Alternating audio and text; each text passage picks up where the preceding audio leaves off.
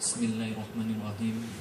Alhamdulillahirrabbilalamin. Wassalatu wassalamu ala asrafil anbiya'i wal mursalin wa ala alihi washabihi ajmain.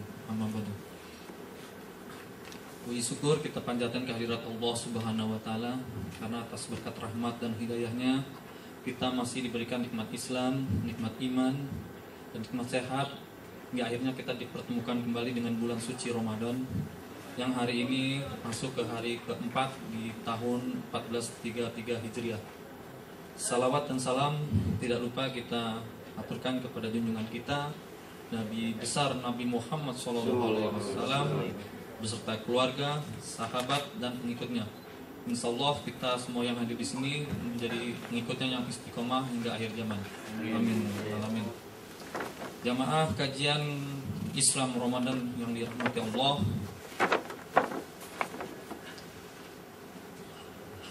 Awalnya hari ini mengambil tema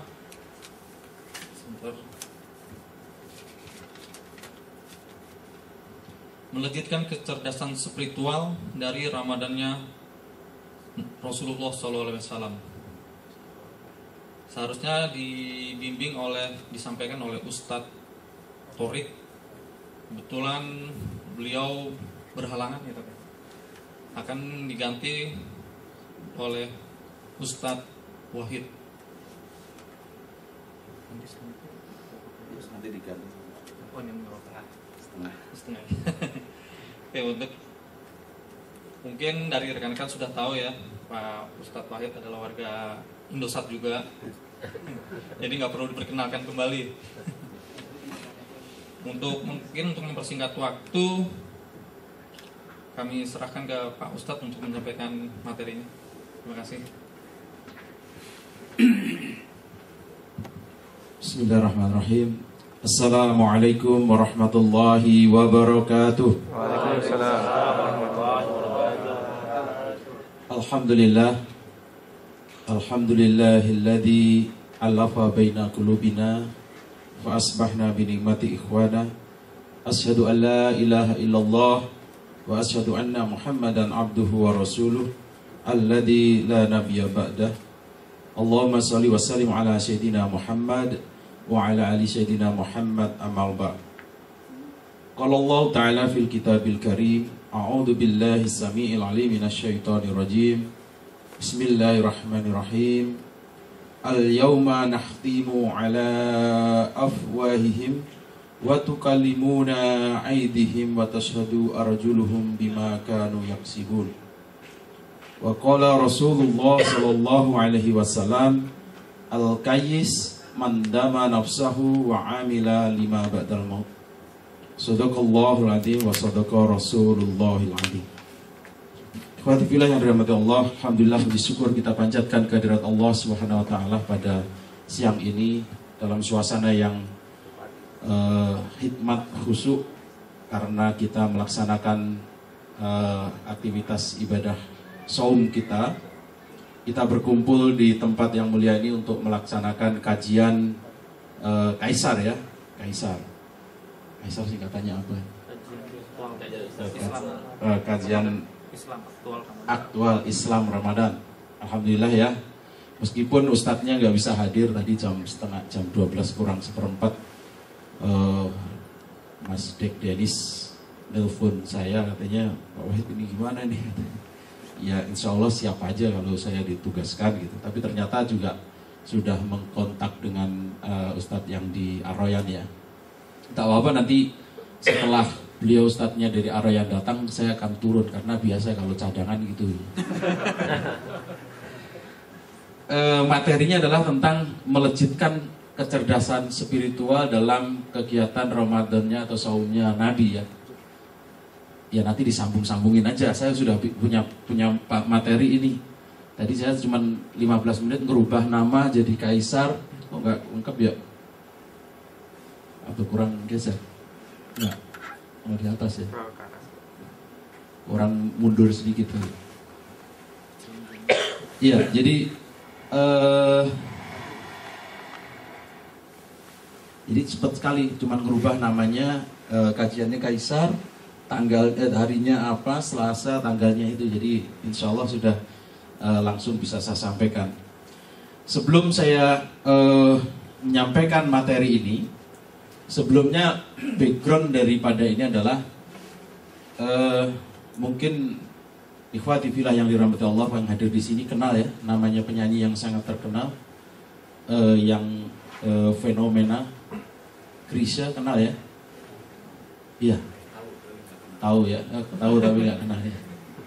Ada satu lagu atau nasyid yang dibawakan oleh beliau, itu satu-satunya lagu yang hanya dinyanyikan sekali, di-take sekali, dan setelah itu kemudian proses di masteringnya dibawa ke Australia. Itu satu-satunya lagu yang tidak bisa dilakukan ngetik beberapa kali. Dan itu waktu ngetik itu di studio itu ditungguin sama istrinya. Backgroundnya apa? Jadi Chrisye sudah punya lagunya, tapi belum ada liriknya. Kemudian beliau berkunjunglah kepada salah seorang seniman kita yang sangat terkenal, namanya Taufik Ismail. Dia meminta untuk dibikinkan lirik dari lagu ini. Membutuhkan waktu yang sangat lama Taufik Ismail ini untuk mendapatkan itu. 2 pekan, nggak dapat, 3 pekan, sampai 3 bulan. Baru dapat, terinspirasi ketika beliau membaca atau tilawah atau mentadaburi Quran surat Yasin. Lebih spesifiknya adalah surat Yasin, ayatnya adalah ayat yang ke-65 yang tadi saya bacakan. A'udzubillahi samiil alim minasyaitonir rajim. Bismillahirrahmanirrahim. Al-yauma nahtimu ala afwahihim wa tukallimuna aydihim wa tashhadu arjuluhum bima kanu yaksibun. Artinya seperti apa? Al-yauma, pada hari ini, nahtimu, kami kunci ala afwahihim, atas mulut-mulut mereka, wa tukallimuna aydihim, dan tangan-tangan mereka akan berbicara kepada kami, wa tashhadu arjuluhum, dan kaki-kaki mereka akan bersaksi, bima kanu, dengan apa yang mereka dahulu yaksibun, mereka kerjakan. Maka dari itu dibikinlah lagu ini, liriknya diberikan dan kemudian diberikan kepada Chrisye almarhum ya. Setiap akan menyanyikan lagu ini selalu menangis, nggak bisa keluar suaranya. Kenapa? Betapa dahsyatnya arti dari lagu ini. Dahsyatnya adalah nanti di yaumil hisab kita tidak bisa lagi mengelak. Mulut kita ditutup. Yang akan bicara adalah tangan kita, kaki kita akan bicara. Jadi jangan dipikir kemudian sekarang kita pergi dugem gitu ya. Kemudian nanti pas ditanya di yaumil hisab, waktu hari penghisapan gitu, kita dengan santainya ngomong, enggak kok, saya enggak pernah dugem. Mulut kita enggak bisa seperti itu. Tapi kaki kita yang akan bicara. Betul ya Allah, si fulan ini dulu kaki saya dipakai untuk menuju ke itu tadi, tempat-tempat dugem itu tadi. Itu yang mendasari kemudian namanya almarhum Chrisye nggak bisa menyanyikan lagu ini. Sehingga nanti kita coba dengarkan bersama-sama lagu ini. Mudah-mudahan dengan ini kita bisa bermuhasabah sehingga kita bisa mencapai kadar cerdas spiritual yang ingin kita peroleh. Silakan menyaksikan.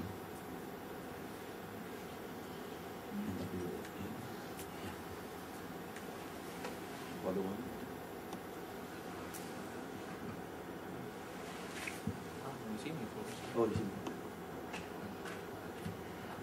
Recordingannya. Ini. Oh iya.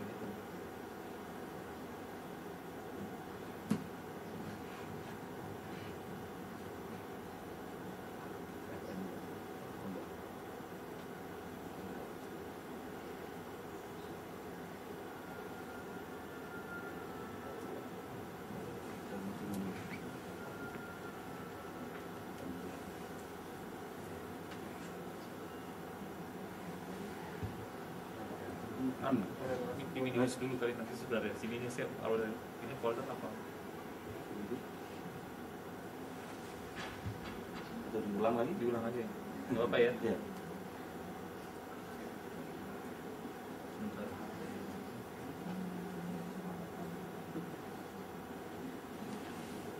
Ya, sambil mempersiapkan itu. Jadi beliau itu kemudian minta pas last minute ya, sebelum dibawa ke mastering ke Australia, itu dia minta, ini udah terlambat nih, nggak bisa, harus secepatnya. Akhirnya apa yang dilakukan? Dia minta untuk didampingi oleh istrinya.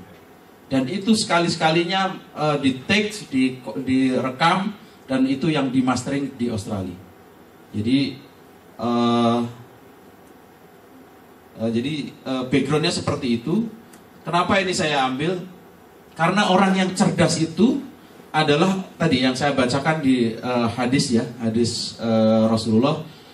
Al-Qais mandama nafsahu wa amila lima ba'dal maut. Orang yang cerdas itu adalah orang yang dia bisa memanage, menahan hawa nafsunya, mengatur hawa nafsunya, sehingga kemudian dia beramal untuk kehidupan setelah kematian.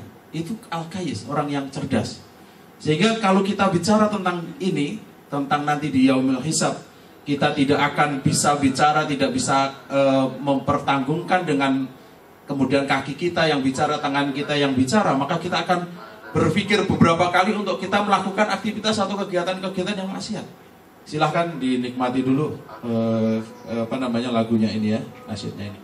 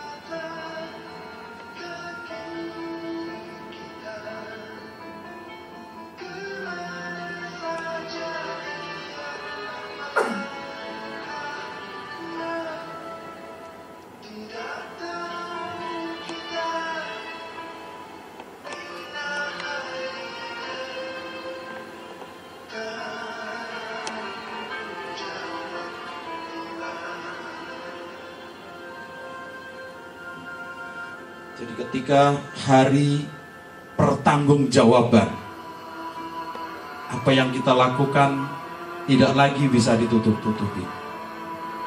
Apa yang kita lakukan di dunia tidak bisa kita mengelaknya. Kita melangkah kemana, kita melakukan apa, maka yang akan mempertanggungjawabkan adalah tangan kita, kaki kita. Mulut kita ditutup. Jadi apakah kemudian ketika kita sudah mengetahui seperti itu, kita masih merasa yakin bahwa kita tidak dalam pengawasan Allah? Inilah yang kemudian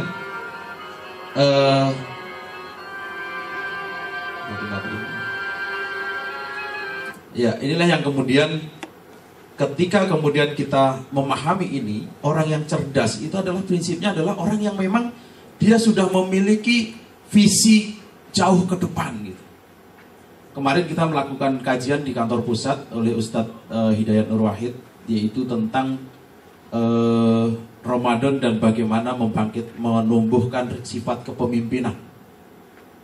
Itu ada 3 hal yang disampaikan oleh beliau yang pertama adalah seorang pemimpin itu selalu menyapa.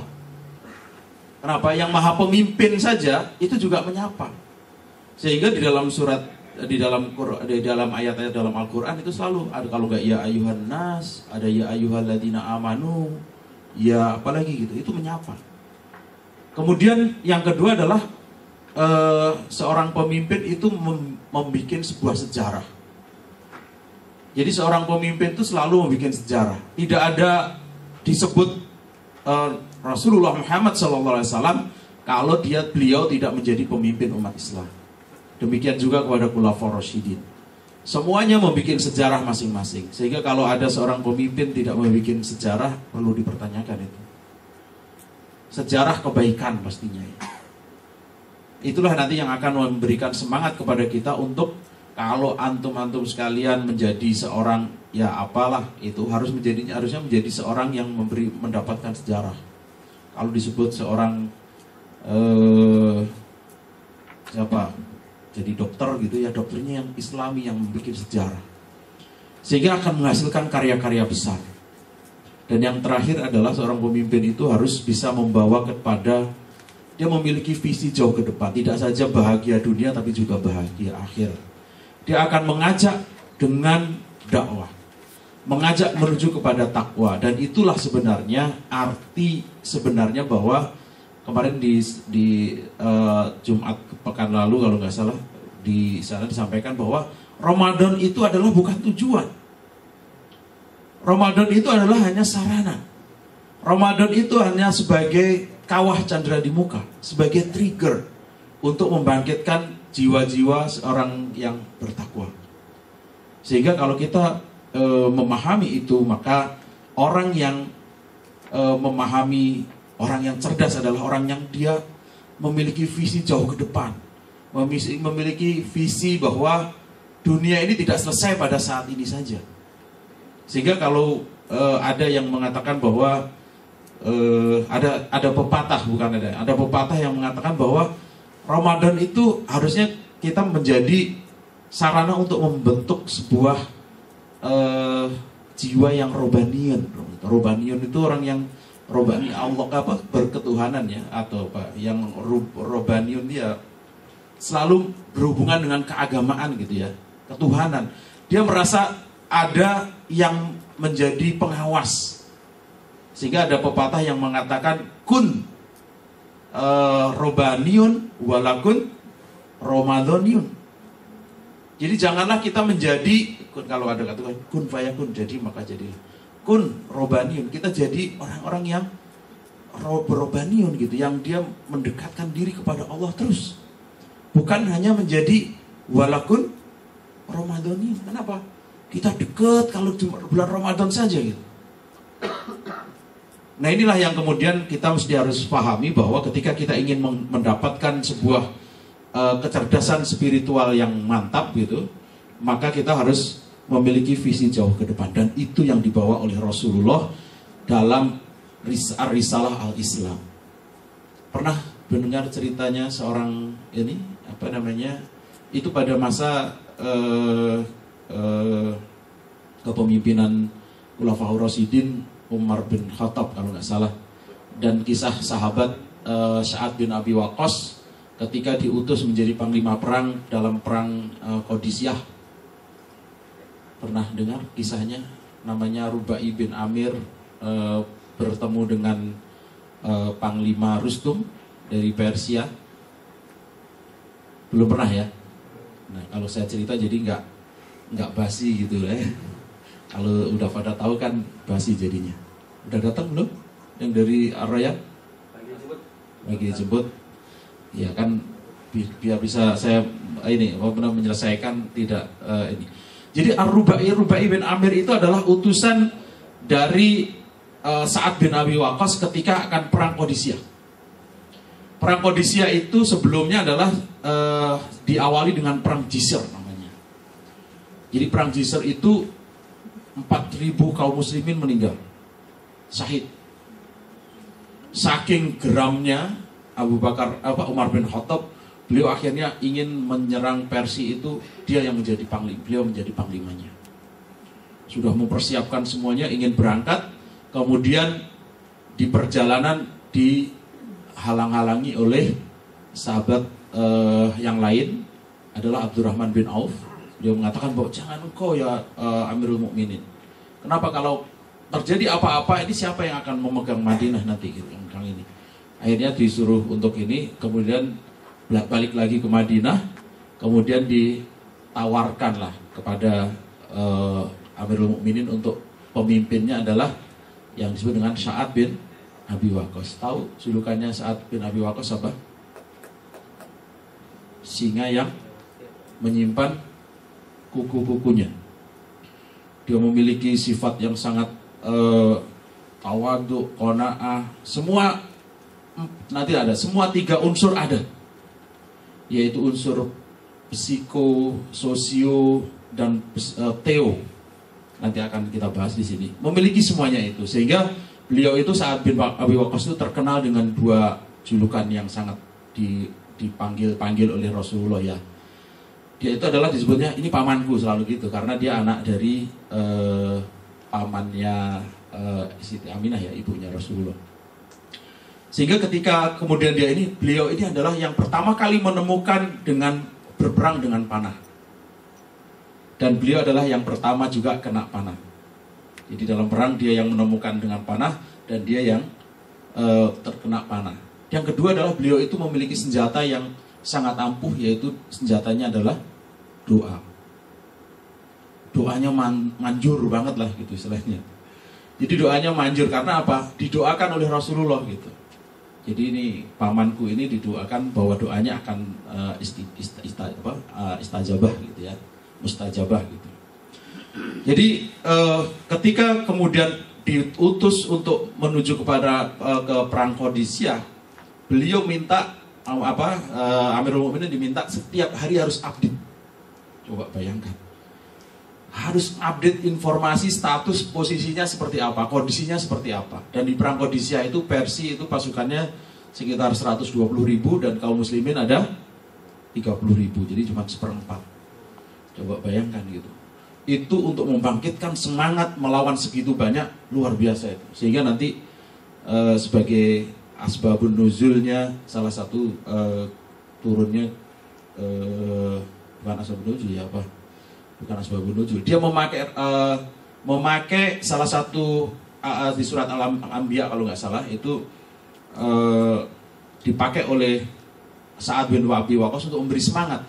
Kita ini orang-orang yang bertakwa, kita ini orang pilihan yang bisa yang mewarisi dunia ini. Masa kita khawatir gitu? Akhirnya setelah memberikan wejangan itu kemudian memberikan semangat dengan bertakbir, kemudian peranglah Qadisiyah dan menang, alhamdulillah. Jadi sebelum perang Qadisiyah itu ada utusan namanya Rubai bin Amir. Saya cerita Rubai bin Amir ini sebagai selingan saja. Sebenarnya saya ingin menceritakan tentang Sa'ad bin Abi Waqqas. Rubai bin Amir ini adalah seorang utusan untuk bertemu dengan Panglima Rustum. Seorang diplomat lah sekarang ya, utusan itu diplomat. Dia diutus untuk ketemu dengan Panglima Rustum. Dan di tempatnya Rustum itu selalu dia bikin pintu gerbangnya itu pintunya itu dari yang besar menuju ke kecil gitu. Ada yang dari Makassar? Asli Makassar nggak ada? Di Makassar tuh di benteng itu dekatnya kantor kita itu juga ada benteng yang bentuknya pintunya juga seperti itu. Ternyata itu dulu dibikin agar Pangeran Diponegoro ketika akan menghadap orang bertemu dengan itu juga harus itu tunduk gitu. Jadi kalau pintunya dari tinggi ke kecil-kecil kan dia otomatis kan masuk gini berunduk. Dan itu juga terjadi ketika Rubai bin Amir pengen ketemu dengan Rustum. Apa yang dilakukan? Karena Rustum ini udah terkenal panglima yang suka melecehkan orang Arab. Kalau orang Arab datang tuh pasti itu pengen apa dia? Oh pengen makanan, udah kasih aja gitu. Bahasanya gitulah. Kalau orang Arab itu minta seperti itu, udah kasih aja gitu. Sehingga yang terjadi apa? Rustum itu Rubai bin Amir itu masuk, mohon maaf dengan mundur gitu. Mundur, ya bener kan mundur. Semakin pendek. Tapi pas di depannya Rustum apa yang kelihatan? Iya, bagian belakangnya ya, bokongnya lah gitu. Jadi kenapa itu dilakukan? Karena untuk gertak dalam diplomasi. Kenapa? Ketika Rubai bin Amir menyampaikan bahwa kami menyampaikan utusan dari Amirul Mukminin, dari umat Islam, bahwa kami ingin membebaskan penyembahan manusia terhadap manusia. Yang kedua, dari sempitnya dunia menuju kepada luasnya dunia Islam. Itu, dan kemudian dari situ kemudian ternyata nggak mau juga. Alhamdulillah, ahlan wa sahlan Ustaz Afwan, ini tadi diisi dulu. Ya, oke. Jadi dari situ kemudian akhirnya menolak lah gitu. Akhirnya menolak untuk masuk Islam si Rustum itu tadi, dan terjadilah peperangan Qadisiyah namanya. Dan kemudian saya kembali lagi bahwa perang Qadisiyah ini panglimanya adalah Sa'ad bin Abi Waqqas yang memiliki 3 unsur kecerdasan yang sehingga yang terjadi adalah di satu slide lagi. Ini gimana ini? Ya.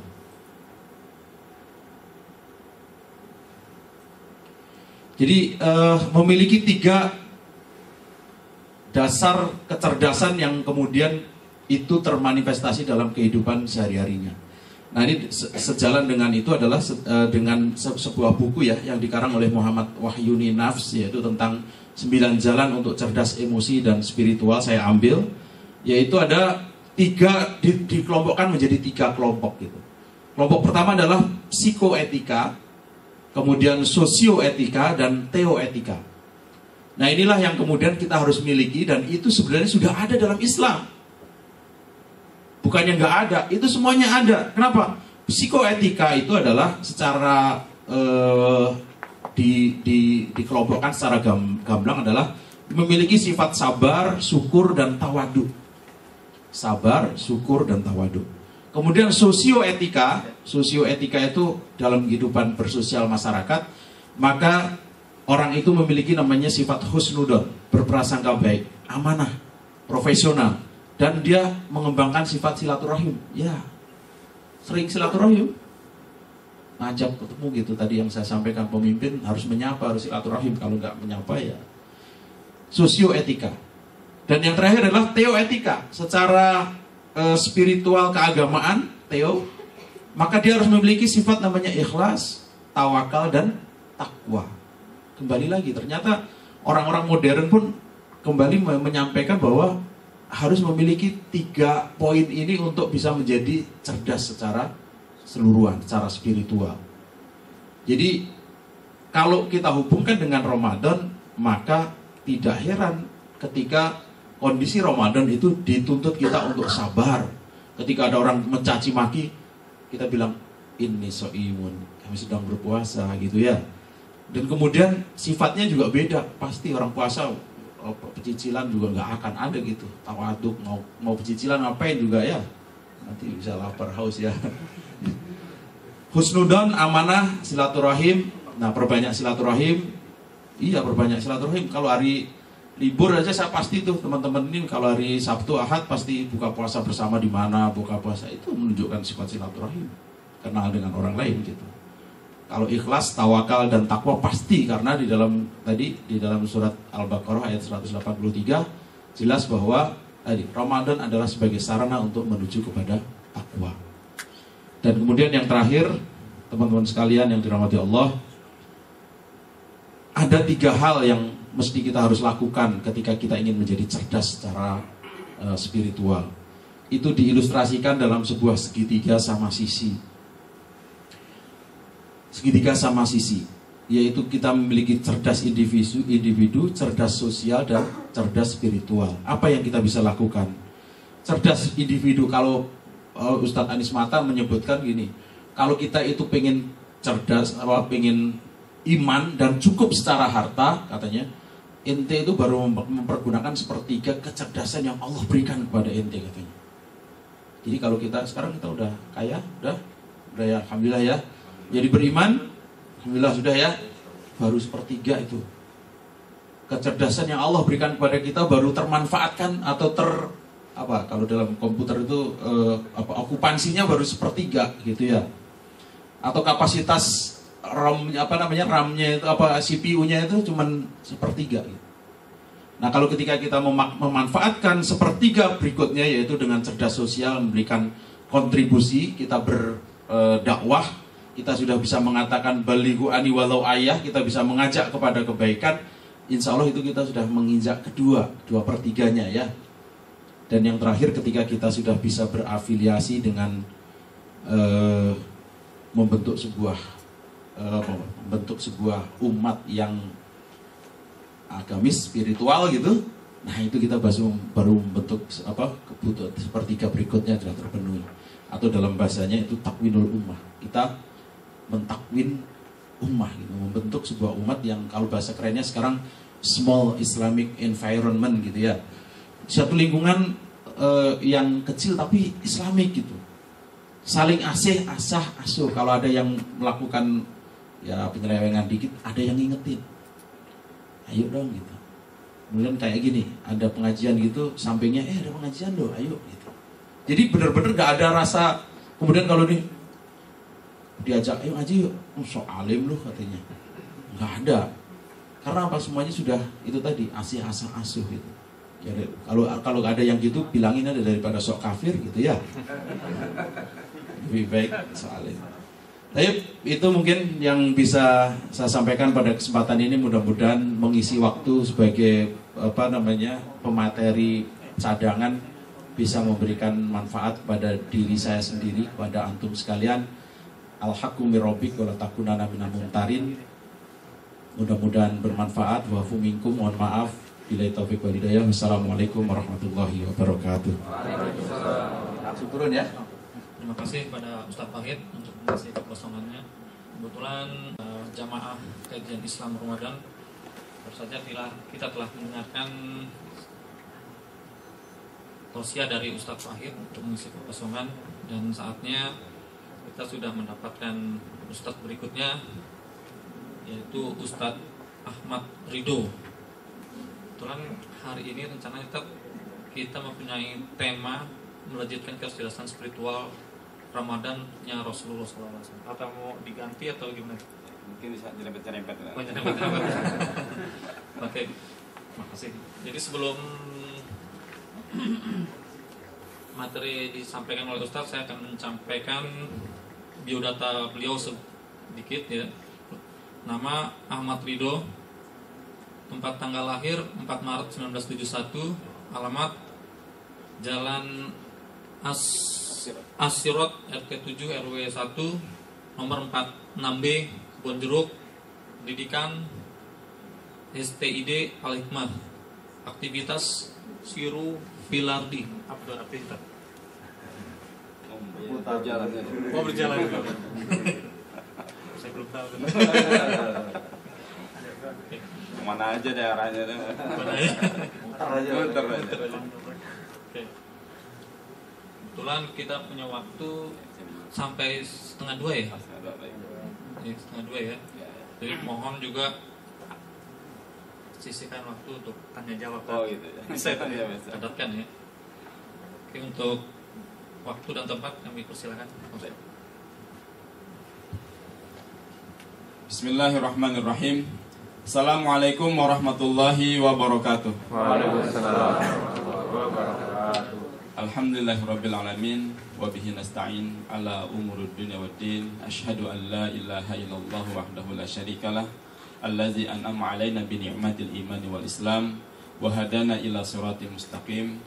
Wa asyhadu anna Muhammadan abduhu wa rasuluh arsalahu Allahu ila nasi kafatan wa rahmatan lil alamin. Allahumma salli wa sallim wa barik ala nabiyyina Muhammadin wa ala alihi wa ashabihi wa ansarihi wa junudihi wa man tabi'ahu bisanin ila yaumiddin. Qala Allah Ta'ala fil Qur'anil Karim, a'udzu billahi minasyaitonir rajim. Ya ayyuhallazina amanu taqullaha haqqa tuqatih wa la tamutunna illa wa antum muslimun. Wa qala ta'ala fi ayatin ukhra, wasari'u ila maghfiratin min rabbikum wa jannatin arduhas samawati wal ard uiddat lil muttaqin. Wa qala Nabi sallallahu alaihi wasallam, ittaqillaha haitsu ma kunta wa atbi'is sayyi'atal hasanata tamhuha wa khaliqin nasa bi khuluqin hasanin. Rawahu Tirmizi. Baik bapak-bapak, ibu-ibu yang dirahmati Allah Subhanahu wa taala. Alhamdulillah pada siang hari ini kita bisa bermuajahah, berkumpul dalam ruangan yang insyaallah dimuliakan oleh Allah Subhanahu wa taala. Walaupun kita di luar juga insyaallah kita mulia di hadapan Allah Subhanahu wa taala, ya. Karena kita pada hari adalah sebagai as-shaimin dan as-shaimat. Insyaallah ya, semuanya kita dalam keadaan saum.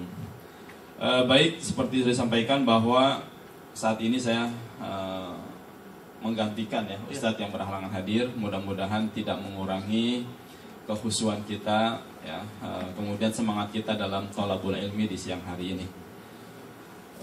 Bahkan Rasulullah mengatakan bahwa ketika ada satu majelis ya, dalamnya dibicarakan tentang kebaikan, tentunya di sana sudah pasti kata Rasulullah hadir bersama kita para malaikat yang senantiasa mendoakan kita, kemudian merahmati kita dan memberkahi kita semua. Mudah-mudahan pada siang hari ini rahmat dan berkah Allah senantiasa menyertai kita semua. Amin.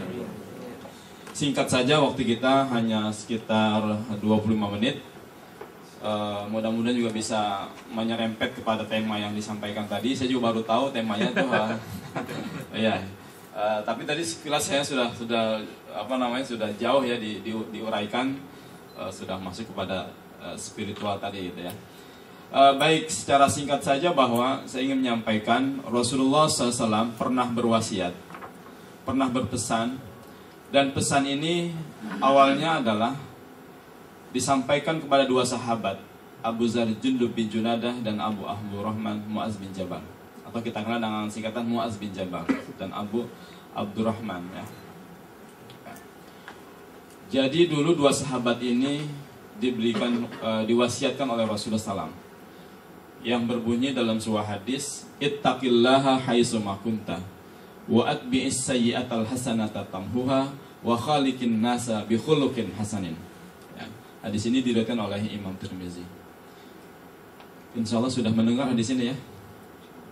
Sudah sering ya? Sudah sering insyaallah. Sudah hafal insyaallah ya. Ya, memang ini adalah pesan yang sangat sederhana, namun kalau kita lihat sangat padat dengan makna. Dan akan jauh lebih bermakna ketika pesan ini dapat kita aplikasikan dalam kehidupan kita sehari-hari. Ya. Baik, yang pertama Rasulullah SAW berpesan kepada kita, tentunya ketika itu beliau berpesan pada dua sahabat, tapi sungguhnya pesan itu juga sampai kepada kita umatnya hari ini. Bahkan Rasulullah bangga sesungguhnya kalau beliau masih ada dengan bersama kita. Beliau bangga bahwa kalau dulu dua sahabat tadi itu ya bertemu Rasulullah, bahkan bercakap-cakap dengan Rasulullah gitu ya, dan sejaman dengan Rasulullah. Wajar mereka beriman dan juga bisa menjalankan apa yang dipesankan oleh Rasulullah. Tetapi kita begitu jauh masa kita, 1400 tahun lah kurang lebih, tetapi kita nggak pernah ketemu ya, nggak sejaman, nggak pernah duduk bareng begini, tapi kita tetap beriman kepada Rasulullah SAW. Ya. Ini adalah hal yang luar biasa. Bahkan kita marah ketika Rasul kita diejek. Ya. Bahkan ada orang yang melukiskan dengan kartun pun kita marah besar. Ya. Nah, jadi pertama itu Rasulullah bangga dengan kita. Oleh karena itu kita manfaatkan kebanggaan Rasulullah ini, kita wujudkan bahwa kita benar-benar pengikut umat Nabi Muhammad yang setia. Ya. Sampai ajal itu menjemput kita. Jadi yang pertama Rasulullah katakan adalah ittaqillaha haitsu ma kunta. Bertakwalah kalian di mana saja kalian berada. Jadi bicara takwa adalah fi kulli makan wa fi kulli zaman. Ya. Dimanapun dan kapanpun kita berada. Dimanapun dan kapanpun kita ada. Ya. Tidak mengenal ruang dan waktu. Jadi dimanapun kita bertakwa. Berbicara takwa, jangan sampai hanya ketika kita berada di majlis saja atau di masjid. Insya Allah kalau di majlis taklim seperti ini, di masjid itu soleh-soleh semua, alim-alim semua insya Allah. Ya, paling yang kesalahan dikit, yang ngantuk-ngantuk paling itu ya. nggak ada kesalahan yang lain dilakukan. Ya. Maka ada ustadz yang bilang kalau ada teman kita yang ngantuk di masjid, ya biarin aja, mungkin di rumah terganggu kalau tidur kan gitu. Mungkin di masjid itu hening ya, adem gitu. Kalau di rumah baru sampai anak udah ganggu, belum lagi nanti ada yang lain gitu. Ya. Baik, jadi berbicara takwa dia tidak dibatasi dengan tempat dan waktu. Ya. Jadi kapanpun dan dimanapun kita bertakwa. Dan insya Allah definisi takwa kita sudah bisa memahami semua. Secara sederhana bahwa takwa itu adalah imtisalu awamirihi wajtinabu nawahihi, yaitu berupaya sekuat tenaga menjalankan perintah-perintah Allah Subhanahu wa taala dan sekuat tenaga juga meninggalkan larangan-larangan Allah Subhanahu wa taala. Nah, wabil khusus di bulan puasa ini luar biasa. Ya, kita dalam konteks seperti ini ketakwaan insya Allah semakin dalam dan tajam dalam diri kita. Karena memang target Allah Subhanahu wa taala adalah dalam berpuasa ini la'allakum tattaqun, agar kita menjadi orang-orang yang bertakwa. Ya. Jadi takwa itu siapapun dia, ya.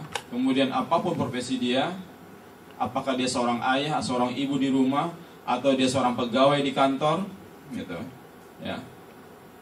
Atau dia seorang pedagang di pasar, dia senantiasa menjadi orang-orang yang bertakwa. Dan ketakwaan itu harus menghiasi dirinya, bukan hanya ketika di masjid aja, gitu. Tapi juga di mana dia berada, komunitas dia sesungguhnya, itulah juga dia harus buktikan ketakwaannya. Sampai berbicara tentang berbangsa dan bernegara pun kita harus bertakwa kepada Allah Subhanahu wa taala. Sudah jelas ayat yang digambarkan oleh Allah bahwa walau anna ahlul qura amanu wa taqaw la fatahna 'alaihim barakatim minas sama'i wal ard. La fatahna 'alaihim barakatim minas sama'i wal ardi walakin kazzabu fa ahlaknahum bima kanu yaksibun. Jadi kalau sebuah kampung, sebuah wilayah, sebuah daerah ya ingin selamat ya, dan ingin mendapatkan berkah dari Allah Taala, maka senantiasa penduduk di kampung tersebut, di negeri tersebut harus bertakwa kepada Allah Subhanahu wa taala dan amanu, beriman. Ya. Baik dia pemimpinnya maupun rakyatnya, kedua-duanya bertakwa kepada Allah Subhanahu wa taala. Ya. Baik. Takwa ini sebenarnya meliputi berbagai sisi. Orang mau menikah dilandasi dengan ketakwaan. Ya, surat An-Nisa di sana ada. Kemudian berbicara ukhuwah juga senantiasa dilandasi dengan ketakwaan. Ya, ada di Al-Hujurat. Ya. Orang yang mau pergi haji, fatazawwadu fa inna khairaz zadit taqwa. Berbekalah kalian, sebaik-baik bekal adalah takwa. Jadi orang pergi haji itu bekalnya apa? Takwa ya, bukan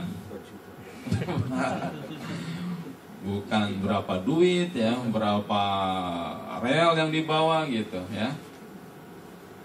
Tapi takwa. Insya Allah dengan takwa bisa makan, bisa minum di sana. Ya. Karena tidak sedikit juga orang yang pergi haji, apakah itu tetangga kita, saudara kita, teman kita, atau kita dengar cerita, ada secara ekonomi hitung-hitungannya itu dikalkulasi nggak sampai ke sana. Ya. Sekarang biaya pergi haji berapa ya? Udah gitu nunggunya lama lagi. Ya. 10 tahun ya. Ya gitu. Katanya kalau yang cepet ambil di daerah mana? Jogja ya katanya. Karena itu waiting listnya sedikit. Di sini ada orang Jogja. Jangan tersinggung ya. Kan nggak semuanya.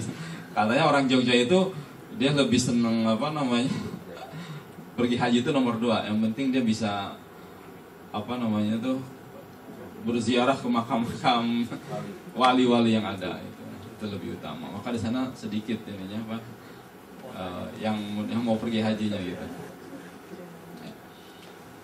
Nah, jadi banyak di antara kita ya pergi haji, kalau kita hitung dari kita kalkulasi mereka nggak mampu ya. Tetapi dengan ketakwaan yang mereka miliki ya, apakah mereka mempunyai amal-amal soleh yang luar biasa atau ilmu-ilmu yang senantiasa bermanfaat untuk orang lain, sehingga itu yang memberikan perantara dia untuk dapat pergi haji. Ya. Baik, Dan takwa ini kata Allah, inna akramakum indallahi atqakum. Ya, sesungguhnya orang yang mulia di sisiku adalah orang yang bertakwa di antara kalian. Ya. Dan kata Allah dalam surah Ali Imran, wasari'u ila maghfirati min rabbikum wa jannatin arduhas samawati wal ard uiddat lil muttaqin. Bahwa dalam ayat ini dikatakan surga yang Allah ciptakan luasnya seluas langit dan bumi, ya, di dalamnya penuh dengan kenikmatan, itu uiddat lil muttaqin, dipersembahkan untuk orang-orang bertakwa. Ya. Surga kalau kita tanya siapapun mau. Ya. Sampai ketika Rasulullah pernah berdialog dengan seorang nenek-nenek bersendagura, pernah dengar ceritanya? Ya. Pernah dengar ceritanya? Oh, belum. Jadi ketika Rasulullah bertemu dengan seorang nenek-nenek, wahai nenek, nanti ya di surga nggak ada nenek-nenek. Oh. Dan juga kakek-kakek ya, nanti sampai cuma ibu-ibu doang lagi kan. Ya, nggak ada nenek-nenek dan nggak ada kakek-kakek. Wah, si nenek tersebut menangis dong. Waduh, berarti saya nggak masuk surga dong, gitu ya. Wah, nangis gitu. Tapi Rasulullah nggak tega lihat nenek-nenek nangis. Susah kan, diamin nenek-nenek nangis ya. Kalau diamin anak kecil masih bisa lah ya, kita bujuk sana bujuk sini. Akhirnya Rasulullah bilang, wahai nenek, karena nggak tega, bukan begitu maksudnya. Maksudnya adalah bahwa kalau nenek hari ini wafat, tapi nenek adalah sebagai orang yang soleha, yang amal solehnya banyak, dan ternyata nenek masuk surga, maka nanti nenek muda kembali. Ya. Jadi di surga itu nggak ada nenek-nenek, karena nenek nanti kalau masuk surga muda kembali. Gitu. Ternyata setelah mendengar seperti itu, diamlah si nenek tadi. Ya. Jadi luar biasa ya. Jadi itu juga Rasulullah biar sebagai seorang pemimpin, seorang Rasul, tapi juga beliau adalah jiwanya jiwa humoris juga, nggak tegang bersama Rasulullah. Orangnya itu ya cool, kemudian tidak panik begitu. Ya. Walaupun ketika Rasulullah memuji seorang istrinya dengan masakan yang enak gitu, Aisyah cemburu, ya kan? Kebetulan ada Aisyah di situ, langsung Aisyah lagi megang apa? Megang mangkok juga gitu ya. Dilepas mangkoknya itu, padahal Rasulullah paham, wah ini Aisyah cemburu ini ya. Kenapa bukan sopnya dia yang saya bilang enak gitu ya. Tetapi Rasul tidak panik. Lihat seorang istri melempar apa ini? Bukan melempar ya. Memecahkan piring gitu. Beda kalau ibu-ibu sekarang melempar ya. Tapi ibu-ibu yang di sini enggak, ibu-ibu yang di sana ya. Jadi gitu ya. Kata ibu di sini, nggak apa-apa gue lempar, orang juga ini hadiah dari Indomaret kan gitu. Ya kalau dulu belum ada hadiah Indomaret tuh zaman Aisyah ya kan. Jadi seperti itu Rasul tidak panik ya. Tidak panikan Rasul. Jadi dengan anak-anak juga beliau luar biasa. Baik.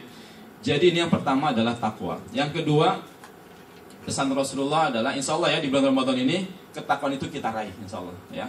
Walaupun kita masih punya sisa-sisa waktu yang harus kita terus perjuangkan ini. Berapa hari lagi Lebaran? Masih lama ya. Masih lama ya. Nah, jadi ini harus kita dan kita mohon berdoa setelah mudah-mudahan Ramadan ini Ramadan tahun ini adalah Ramadan terbaik buat kita. Karena kita semua tidak ada yang bisa menjamin apakah kita nanti bertemu dengan Ramadan pada tahun yang akan datang. Maka kita tekadkan Ramadan tahun ini adalah Ramadan terbaik saya, Ramadan terbaik kita. Gitu. Ya. Sehingga ketakwaan itu kita raih. Dan pesan Rasulullah kedua adalah wa'at bi'is sayyi'atal hasanata tamhuha. Iringilah amal yang salah dengan amal yang soleh, karena amal yang soleh tadi dapat menghapus dosa dari amal yang salah. Atau ada penafsiran yang lain bahwa kalau ada orang yang dikenal dia berakhlak tidak baik, ya, dikenal preman di kampungnya, tukang mabok gitu kan, ya. Tetapi dengan amal soleh ketika ia taubat, ia sadar mendapat hidayah, dia berbalik ya 160 derajat, dia amal-amalnya bertolak belakang dengan yang selama ini dikenal, maka amal-amal soleh tersebut akan menghilangkan kesan selama ini bahwa dia seorang preman dan pemabuk dengan amal soleh yang ia lakukan. Tetapi yang menarik yang saya ingin sebut di sini adalah bahwa amal soleh yang ditekankan oleh Rasul ini adalah bagaimana kita sebagai umatnya senantiasa gemar melakukan amal soleh, gemar menghidupkan sunnah-sunnah Rasul. Yang saat ini orang kalau menghidupkan sunnah Rasul bagaikan memegang bara api. Sekarang orang lebih kuat mempertahankan adat daripada ibadat. Lebih mendahulukan adat. Bagaimana kata orang nih kalau saya nggak begini gitu. Ya. Besok mau pergi haji, wah kita kumpulin orang dong biar banyak. Biar katanya yang dikit nggak apa-apa deh, ngutang-ngutang gitu kan. Padahal ini adat saja. Nah, jadi bagaimana pesan Rasul ini mengugah kita untuk beramal soleh lebih kuat lagi. Bahkan di bulan puasa seperti ini Rasulullah sangat memotivasi kita untuk senantiasa memperbanyak amal soleh kita. Nah, bukti bahwa amal soleh itu dapat menghapus dosa, bagaimana buktinya? Ada contohnya nggak? Ada yang tahu nggak di sini? Contohnya apa? Kalau yang tahu boleh buka duluan kayaknya nih. Ya. Contohnya nggak jauh-jauh. Hari ini kita berpuasa semua. Rasulullah bersabda, "Man shoma Ramadhana imanan wa ihtisaban, ghufira lahu ma taqaddama min zambi."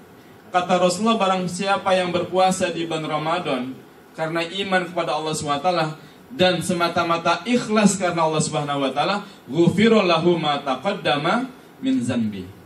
Itu pasti Allah hapuskan dosa-dosanya yang sudah lalu. Apa ada menafsirkan bahwa Allah hapus dosa-dosanya sampai dari Ramadan tahun lalu sampai Ramadan hari ini. Ini buktinya bahwa puasa sebagai amal soleh dapat menghapus dosa kita. 1 tahun dosanya dihapus, bukan sehari 2 hari gitu, ya. Dan bahkan kata Rasulullah, "Man qama Ramadhana imanan wa ihtisaban, ghufira lahu ma taqaddama min dzanbi." Barang siapa yang malam harinya di bulan Ramadan melaksanakan qiyamul Ramadan, salat tarawih yang kita kenal, imanan wa ihtisaban, karena iman dan hanya mengharap ridha Allah, bukan hanya pengen mejeng-mejengan aja salat tarawih. Kadang-kadang salat tarawih jadi ajang ini kan, main tunggu-tungguan dan tunggu-tunggu ternyata nggak datang. Salah sendiri sih, nggak SMS-an dulu kan gitu ya. Nah, jadi karena iman maka kita yang melakukan salat qiyamul Ramadan, salat tarawih di malam hari, itu juga kata Rasulullah akan dihapus dosa-dosanya maqaddama min zanbi, yang sudah lalu. Bukan sehari, bukan 2 hari, bukan 2 minggu, tapi 1 tahun dari Ramadan kemarin. Subhanallah. Berarti bahwa betul amal soleh itu bisa menghapus dari amal yang salah. Ya, masih ada 2 menit, 5 menit nanti tanya jawab ya.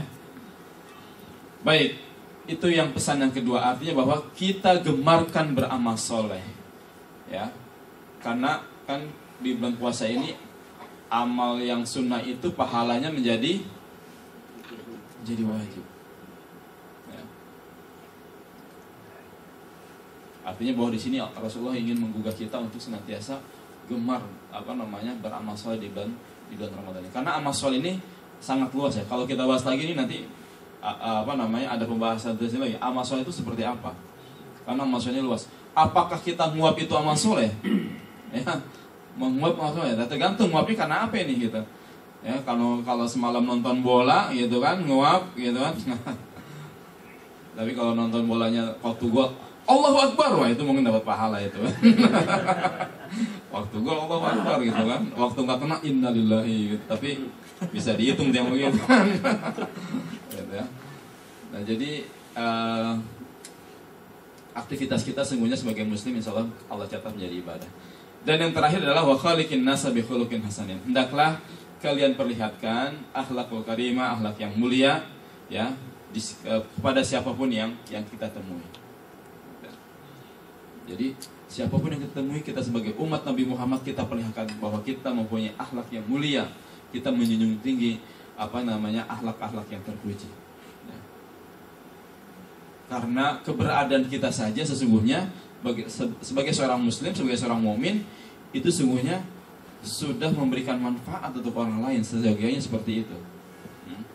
Khairun nas anfa'uhum linnas. Sebaik-baik manusia adalah yang bermanfaat untuk untuk orang lain harus kita. Jangan sampai kita malah ditunggu-tunggu ketiadaannya gitu. Kalau ada ya, wah nggak enaknya ada dia nih, kacau dah urusannya kalau dia kan gitu. Ya, tapi jadilah kita orang yang dirindukan, baik oleh keluarga kita maupun oleh lingkungan kita, masyarakat kita. Nah ini yang lebih repot lagi kalau di rumah juga udah ditakutkan gitu kan, wah nih bapak takut lagi pulang gitu ya. Nah, jadilah kita seorang ibu, seorang ayah yang benar-benar dirindukan kehadirannya oleh anak-anak kita. Ya. Maka kita sebagai seorang ayah pun, seorang ibu pun harus berakhlakul karimah yang baik kepada anak-anak kita. Ya. Boleh marah, ya. Memang Rasulullah katakan la taghdab, ya, tidak boleh marah, tapi ada marah yang dibolehkan ketika memang marah itu adalah melihat kemunkaran untuk dirubah menjadi sebuah kebaikan. Tetapi kadang-kadang marahnya kita orang tua dengan anak beda, kadang-kadang marahnya benar-benar marah jengkel begitu ya. Kadang-kadang memang awalnya pengen merubah, tapi kebangetan luar biasa itu anak gitu kan, akhirnya marahnya terlampau gitu ya. Nah jadi ini akhlakul karimah. Kalau kita bahas tentang akhlakul karimah juga ini butuh pembahasan tersendiri, karena kalau kita kupas luar biasa akhlak Rasulullah yang begitu yang begitu menakjubkan, yang begitu menggugah hati kita. Bahkan terkadang ya, kalau kita baca buku sejarah Rasul, ini mata tidak terasa meneteskan air mata, begitu mulia akhlak Rasulullah. Kezaliman, kejahatan yang diberikan kepada Rasulullah, yang disampaikan kepada Rasulullah, yang dilakukan oleh orang lain kepada Rasulullah, tapi Rasulullah tidak pernah balas sedikit pun dengan kejahatan dan kezaliman. Tetapi Rasulullah balas dengan kebaikan yang itu tidak terbayang oleh orang yang menzalimi tadi. Ya.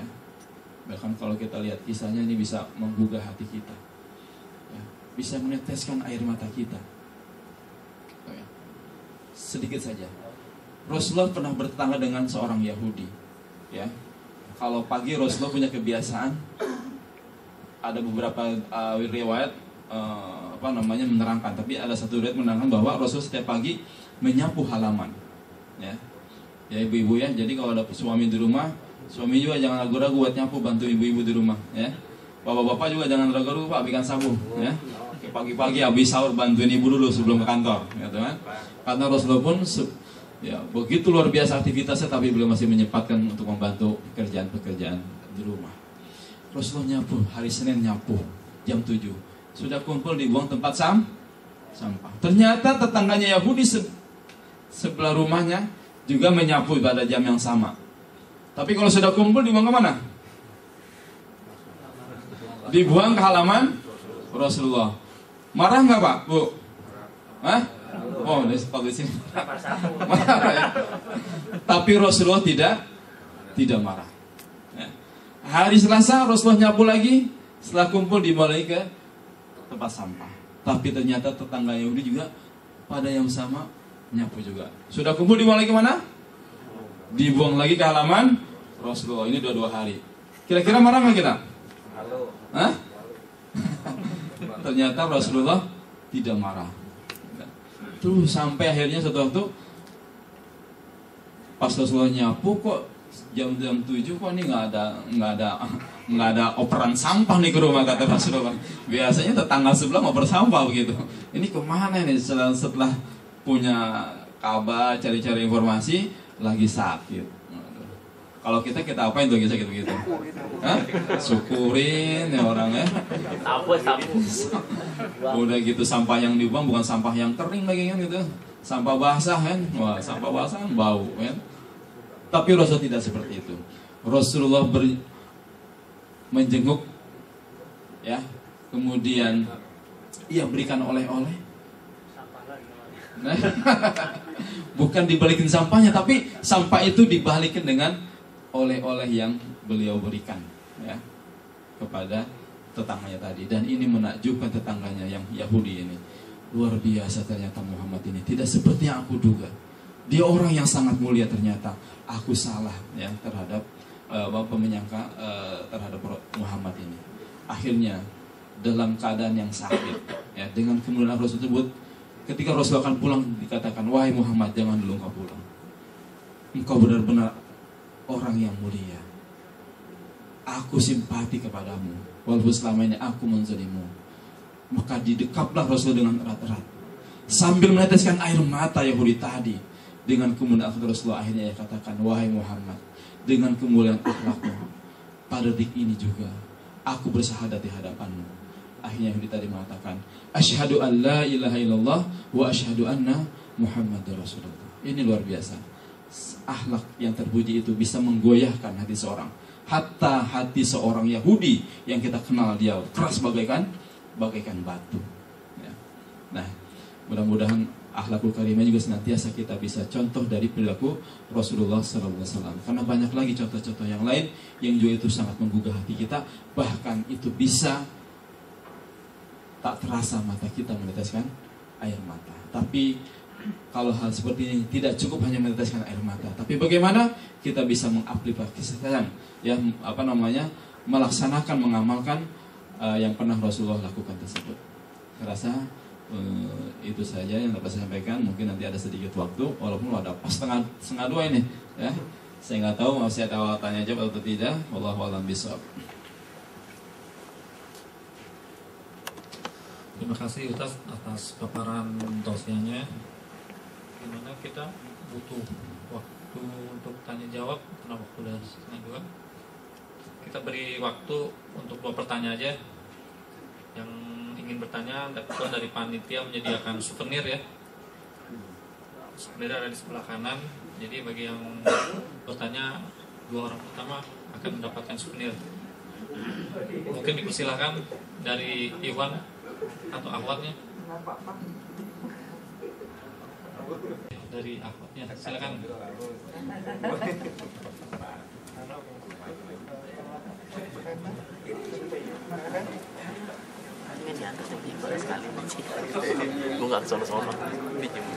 Assalamualaikum warahmatullahi wabarakatuh.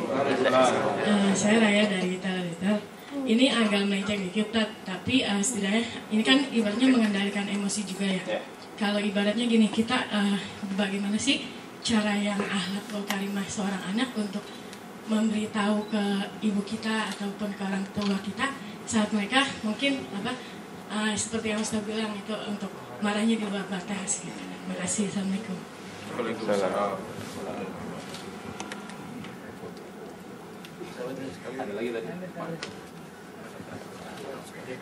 Assalamualaikum warahmatullahi wabarakatuh. Ustaz, yang saya menanyakan bagaimana untuk mengaktualisasikan pada diri kita bahwa jangan sampai bahwa ayat Al-Quranul Karim ini bahwa Rasulullah itu bukan suatu ayat yang musiman.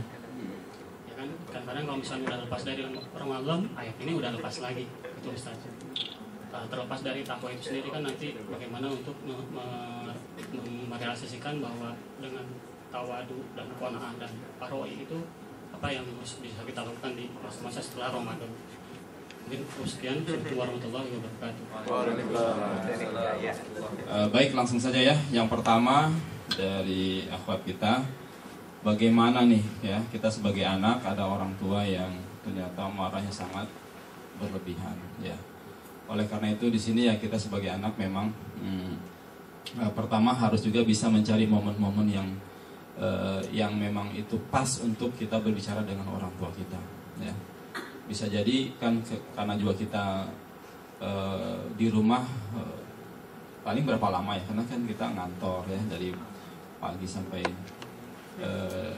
sore gitu ya. Jadi kita cari momentum, suasana yang tepat ketika kita ingin bicara dengan orang tua kita. Kemudian juga kita cari apa sih kesenangan orang tua kita, ya.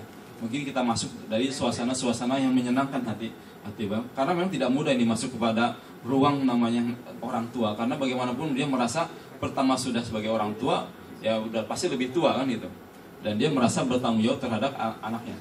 Dan bisa jadi apa yang ia lakukan itu, ya, apakah dengan konsultasi atau tidak, gitu, itu merasa inilah yang terbaik buat mereka lakukan. Dan mereka berprinsip bahwa dia tidak, karena prinsip orang tua sebenarnya memang tidak menginginkan anaknya itu berada di luar wilayah yang tidak diharapkan oleh dirinya pribadi, begitu. Ya.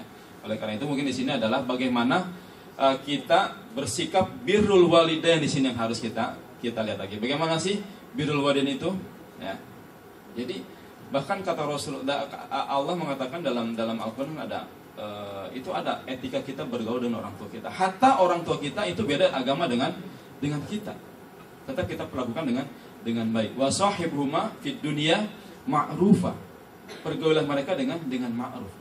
Tapi kata Allah dalam Al-Quran tersebut, wa in jahadaka ala an tusyrika bima laysa laka bi ilmun fala tuti'huma. Itu dia. Jadi baru wa sahibhuma fid dunya ma'rufa. Memang di sini ada sisi-sisi yang tegas. Kalau konteks dalam kejahiliaan, kemusyrikan itu sudah tidak ada tawar-menawar. Gitu. Kita bisa berdebat dengan argumentasi yang kuat. Tetapi ketika ada wilayah-wilayah memang masih kita katakan itu dalam konteks mungkin hanya sekedar marah yang meletup-letup, emosional yang luar biasa. Nah ini kita tunjukkan kita adalah dengan birrul walidain tadi. Ya. Biasanya ya bagaimanapun orang tua semarah-marahnya tetap dia akan sayang sama anaknya. Nggak mungkin dimakan itu anaknya, ya kan? Apalagi kalau saking marahnya tapi kita sudah dimarahin begitu luar biasa, kita pun, nah ini sebenarnya juga ujian ini buat kita nih sebagai anak kan, emosi kita diuji gitu kan. Nah ini bagaimana kita untuk meredam emosi kita juga, ini juga sebagai pola latihan kita juga. Dan diantara orang yang bertakwa itu adalah dalam surat Al-Imran tadi itu, wa'iddatil muttaqin allazina yunfikuna fis sarri wad dharra wal kaziminal ghaiza. Dia dapat menahan amarah, dapat menahan emosi, dapat memanage emosinya, ya wabil khusus pada orang tua. Nah, jadi dimarahin bagaimanapun udah namanya orang tua, ya kita perlakukan, kita layan dengan baik. Ya. Bisa jadi orang tua rada-rada bingung juga. Waduh ini anak udah dimarahin luar biasa gitu kan, tapi masih juga baik gitu kan. Ya. Ibu mau apa semua. Mungkin kalau cara-cara situ kita beda-beda kan, melihat kondisi ibu-ibu kita. Mungkin di situ harus kita lihat. Jadi mungkin secara sederhana birrul walidain harus kita buka. Ya, bagaimana cara kita birrul walidain. Hatta itu orang tua yang di luar beda agama pun Allah itu mengajarkan bagaimana cara kita untuk berbakti sama orang tua. Gitu. Ya, mudah-mudahan nanti bisa lebih luas lagi. Mungkin itu tadi kita buka birrul walidain, bagaimana untuk kita bersikap berakhlakul karimah kepada orang tua kita, ya. Karena juga birrul walidain ini adalah pintu surga kita. Birrul walidain adalah pintu surga kita. Tidak sedikit orang yang masuk surga dari pintu ini, dari pintu birrul walidain. Ya. Oleh karena itu ketika masih ada orang tua kita, walaupun dulu mungkin dia suka di luar kemarahannya itu luar biasa, tapi di usia senja itu dia butuh kasih sayang kita, dan itu adalah pintu surga kita. Maka kalau orang tua kita masih ada, maka kita perlakukan dengan baik, karena ini adalah bisa jadi pintu surga kita. Nah baik, yang kedua, bagaimana untuk mendawamkan kebiasaan kita di bulan Ramadan ini. Memang ini tidak mudah, ya. Memang ini tidak mudah. Jangankan seminggu 2 minggu, 1 hari udah kelihatan itu. Ya, masjid itu kalau sekarang ini masih lumayan lah masjid ya. Masjid kita yang salah semua masih kayaknya masjid saya ini sempit ya, kayak kurang lega kalau sekarang ini kita lihat ya. Apalagi awal puasa, waduh masjid ini kayaknya masjid kita sekarang udah kecil masjid kita gitu kan. Tapi pas masuk ke minggu ketiga keempat, oh ternyata masjid kita masih lega gitu, masih besar masjid kita, karena jamaahnya sudah berkurang lagi gitu ya. Sampai besok kalau ini hari Idul Fitri, ya besok H+1 Idul Fitri itu sholat Jumat sudah balik ke awal lagi, ada jamaah tetap. Ya, jamaah tetap yang itu 5 orang gitu, paling banter 1 saf itu udah keren banget itu, ya. Subuh itu 1 saf udah keren banget itu ya kan. Nah ini memang tidak mudah mempertahankan. Nah oleh karena itu untuk mempertahankan hal-hal seperti ini, ya kita harus membuat schedule pribadi kita. Mungkin kita punya panduan evaluasi kita, ya kan. Kalau hari ini mungkin kita Ramadan tanpa dikasih garis-garis kolom-kolom mungkin kita masih bisa. Tapi kalau setelah Ramadan kita coba upayakan, ya kita bikin buku muhasabah lah begitu kira-kira, ya. Kemudian kalau selama Ramadan kita sering taraweh, kita ketemu dengan sahabat yang baru dan dia soleh, ya. Kemudian juga kita punya sahabat lama yang juga adalah soleh, maka sering-seringlah kita berkomunikasi, bersilaturahim ya dengan mereka. Karena bergaul dengan orang yang soleh insya Allah juga akan menguatkan jiwa kita dan hati kita. Gitu. Dan bahkan kalau bisa bikin iqab, bikin hukuman buat diri kita. Bagaimana Umar bin Khattab, ya kan, dia mengiqab dirinya ketika dia terlambat sholat di masjid. Ini bukan bulan puasa, di luar bulan puasa. Ya karena dia sibuk dengan urusan dunianya, gitu kan. Ternyata pada suatu sesi sholat wajib ketinggalan, bukan nggak sholat, tapi ketinggalan di masjid gitu, ketinggalan berjamaah. Dia mengiqab dirinya. Apa iqabnya? Apa hukumannya? Saya sedekahkan sebagian harta saya. Itu iqabnya. Gitu. Bisa sih kalau mau begitu ya. Kita mikir 2 kali, tapi kan yang tahu cuma kita doang. Tapi nah ini adalah bentuk komitmen kita, gitu kan. Jadi dia iqab dirinya. Gitu. Jadi, bahkan kalau kita sudah berkeluarga sama istri, ya itulah tolak ukurnya adalah istri kita mungkin. Nih, ibu, papi, mami, gitu kan ya. Tolonglah kita saling cek-cekan ya. Nanti kalau papi, kalau saya lengah ya ibu yang ingatkan gitu. Jadi itu saling ta'awanu 'alal birri wat taqwa. Tolong menolong dalam kebaikan dan ketakwaan. Inilah kita. Apalagi kalau kita kerjasama dengan anak kita, wah lebih luar biasa lagi. Ya kan, kalau sama istri mungkin masih bisa cincai lah ya kan. Ya dalam milah cuma gini doang, nggak apa-apa lah kan gitu. Tapi kalau sama anak, wah lebih enak kita. Ya, apalagi kalau ke anak kita ternyata luar biasa kesolehannya, ibadahnya lebih rajin. Nah ini bisa lebih menguatkan kita. Kalau anak kita saja bisa, kenapa kita tidak gitu. Jadi mungkin tahapan-tahapan yang bisa kita pertahankan gitu. Itu mungkin salah satu di antara caranya. Mungkin masih banyak lagi cara-cara yang lain. Mungkin di antara kita punya trik-trik sendiri untuk mempertahankan kebiasaan kita di bulan Ramadan ini. Ya. Baik, mungkin itu. Cukup ya. Cukup. Terima kasih Ustaz. Berhubung waktu juga sudah lewat, kegiatan kajian Islam Ramadan kita tutup. Mohon bantuan Ustaz untuk pimpin doa.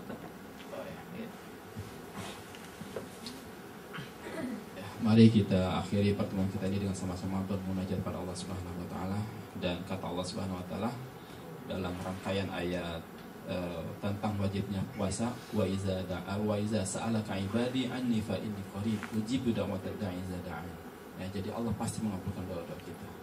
Astaghfirullahalazim, astaghfirullahalazim, astaghfirullahalazim. Alhamdulillahirabbil alamin, hamdan na'imin, hamdan syakirin, hamdan yuwafi ni'amahu wa yukafi mazidah. Ya Rabbana lakal hamdu wa lakal syukru kama yanbaghi li jalali wajhikal karim wa 'azimi sultanik. Rabbana zalamna anfusana wa illam taghfir lana wa tarhamna lanakunanna minal khasirin. Rabbana hab lana min azwajina wa dzurriyyatina qurrata a'yun waj'alna lil muttaqina imama. Rabbana taqabbal minna innaka antas samiul alim wa tub 'alaina innaka antat tawwabur rahim. Allahumma arinal haqqa haqqa warzuqna ittiba'ah wa arinal batila batila warzuqna ijtinabah. Allahumma innaka ta'lamu anna hadhil qulub qad istama'at ala mahabbatik wa taqat ala ta'atik wa tawahadat ala da'watik wa ta'ahadat ala nusrati syari'atik wa wasiqillahumma rabitataha wa addi muddaha wahdiha subulaha wa mla'ha binurika alladzi la yakhbu washrah suduraha bi faidil imani bik wa jamili tawakkuli alaik wa ahyiha bi ma'rifatik wa amitha ala syahadati fi sabilik innaka ni'mal maula wa ni'man nasir. Rabbana atina fid dunya hasanah wa fil akhirati hasanah wa qina adzabannar. Subhana rabbika rabbil izzati amma yasifun wa salamun alal mursalin walhamdulillahi rabbil alamin. Al-afu minkum billahi taufiq wal hidayah. Assalamualaikum warahmatullahi wabarakatuh. Waalaikumsalam warahmatullahi wabarakatuh. Terima kasih kepada jamaah sekalian yang telah mengikuti acara ini. Kita ketemu untuk esok hari di jam yang sama. Wabillahi taufiq wal hidayah. Wassalamualaikum warahmatullahi wabarakatuh. Waalaikumsalam.